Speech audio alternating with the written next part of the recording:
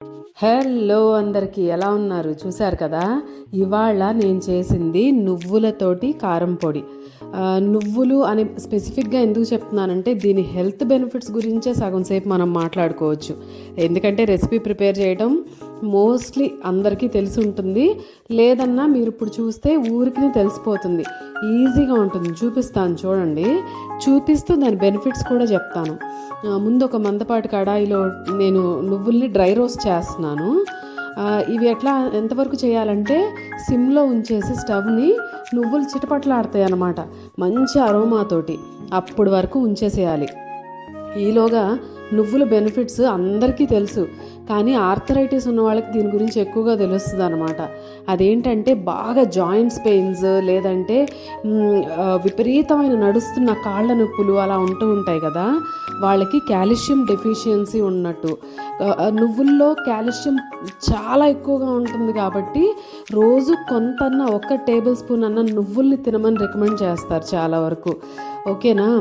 So అంత మంచిదన్నమాట. నువ్వుల్లో ఉండే కాల్షియం లెవెల్స్ మిల్క్ కన్నా కూడా చాలా ఎక్కువగా ఉంటాయి. ఇది నువ్వుల స్పెషాలిటీ. అయితే కమింగ్ బ్యాక్ టు రెసిపీ ఏంటంటే, మళ్ళీ అదే కడాయిలో నేను కొంచెం ఎండుమిరపకాయలు, దాంతోపాటు కరివేపాకు, ధనియాలు, పచ్చిశనగపప్పు, మినప్పప్పు, జీలకర్ర ఇవన్నీ వేసి వేపేసాను అనమాట శుభ్రంగా. ఓకేనా? అన్ని సిమ్లోనే కుక్ చేసుకోవాలి. చాలా పేషెన్స్ తోటి కుక్ చేసుకోవాలి. ఎందుకంటే చెప్పా కదా, ఇవి చాలా అద్భుతమైన వంటకాలు అనమాట.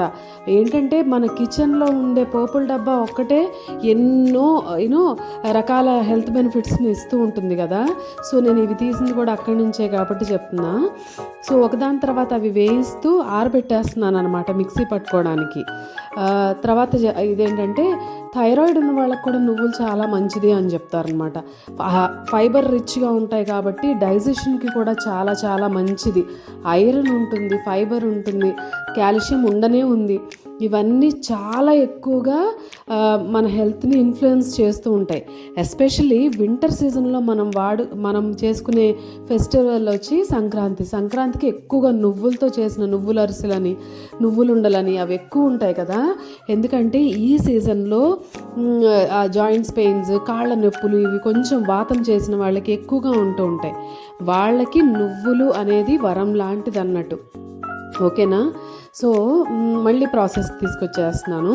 మీరు చూసిన వాటన్నిటిని చల్లారి పెట్టి దాంట్లో ఉప్పు వేసి వెల్లుల్లిపాయలు, ఎండు కొబ్బరి పొడితో పాటు మిక్సీ పట్టేశాను. ఓకేనా? సో దాంట్లోనే ఇంకొంచెం టేస్ట్ని ఎన్హాన్స్ చేయడానికి కొన్ని వేయించిన నువ్వుల్ని పక్కన పెట్టేసుకున్నాను. వాటిని ఉత్తినే కచ్చాపచ్చాగా కొట్టేసేసి వేసేసాను అనమాట.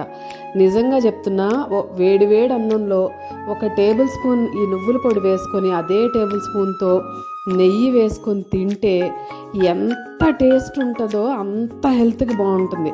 సో అన్నీ కూడా మనం మెడిసిన్ లానే తీసుకోకర్లా. ఫుడ్డే మెడిసిన్. మనం తీసుకునే ఆహారమే మనకి మెడిసిన్ కదా. అది సరిగ్గా తీసుకోకపోతే మెడిసిన్స్ని ఫుడ్లా తినాల్సి వస్తుందని చెప్తారు కదా. So keep watching more good videos and please do subscribe.